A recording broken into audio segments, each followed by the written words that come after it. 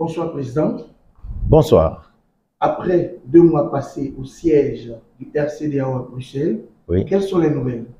Merci de m'avoir donné l'occasion de parler à nouveau du réseau des chambres des experts européens, qui j'aurai le temps, dans les tout prochains jours, durant l'année 2023, de m'étaler sur cette organisation qui a fait couler beaucoup d'encre.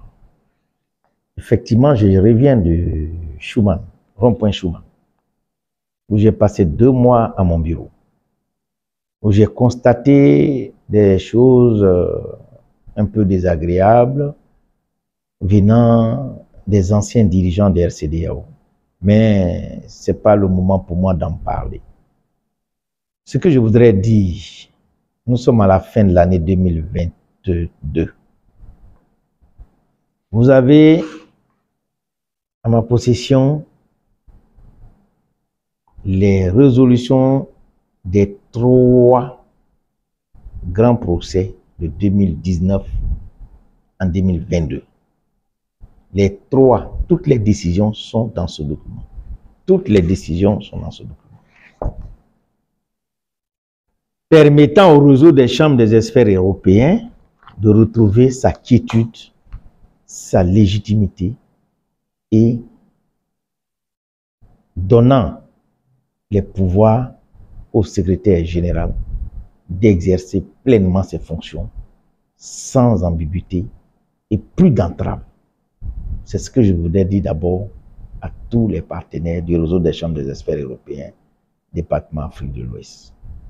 Ceci étant dit, M. Eric, nous venons de déposer le 22 novembre le bilan au greffe de l'entreprise, au greffe du tribunal de l'entreprise francophone, pour dire à tous les détracteurs que le RCDAO fonctionne. Après ce document, je voudrais vous rassurer ici que le siège du RCDAO est complètement occupé par le secrétaire général que je suis depuis le 22 septembre 2018. Évidemment, la malchance que le RCDAO a eue dès sa création, c'est le fait que le RCDAO a eu un individu notoirement connu dans les services juridiques, qui est l'ancien président du conseil d'administration. Ce monsieur qui vient de s'illustrer bel et bien encore en Guinée-Conakry a créé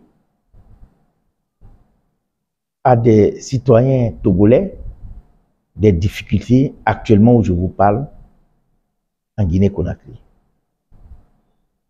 Ce monsieur qui est un repris de justice ici en Côte d'Ivoire, qui depuis le mois de novembre fait l'objet d'une deuxième plainte du secrétaire général de RCDAO que je suis à Bruxelles et qui verra très bientôt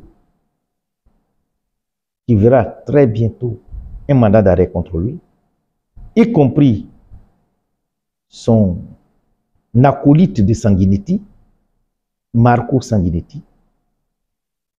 Je pense bien que ces 2 individus répondront de leur acte vis-à-vis de la justice belge et vis-à-vis de la justice internationale. Très bientôt. Quand je dis internationale, ça peut être la justice de Côte d'Ivoire, ça peut être la justice de la Guinée. Donc le RCDAO a retrouvé toute sa sérénité. La bonne nouvelle que j'ajoute à cette déclaration, c'est que les autorités compétentes de la Guinée m'ont reçu avec des documents officiels, des documents de justice qui ne souffrent d'aucune ambiguïté. Et je pense qu'au regard de ces documents, les autorités guinéennes qui ont opté pour l'intégrité et qui ont opté pour l'assainissement et qui ont opté pour le track des individus comme M. Dawa vont bientôt rentrer en ligne de compte. Car je fais confiance au tribunal de la Guinée. Je termine pour dire que le SCEDEAO a nommé le coordinateur général pour la République française. Qui parle de l'Union européenne, la République française est un maillon essentiel dans la construction, dans la conception et dans la gestion et dans l'animation des activités de la Commission et du Parlement et du Conseil de l'Europe. Je me réjouis de la nomination de M. Michael Dupont et de M. André Kamse, qui sont des personnalités ressources pour le rayonnement des activités de notre organisation, sur le plan français que sur le plan international. Nos bureaux sont à Évry-Courcouronnes. Nous allons procéder à l'ouverture. Nous avons écrit déjà au ministre de l'Europe et des Affaires étrangères de la France pour l'annoncer l'ouverture de notre zone, du bureau de notre zone France. Et très bientôt, en janvier, je serai au Quai d'Orsay et reçu au Quai d'Orsay pour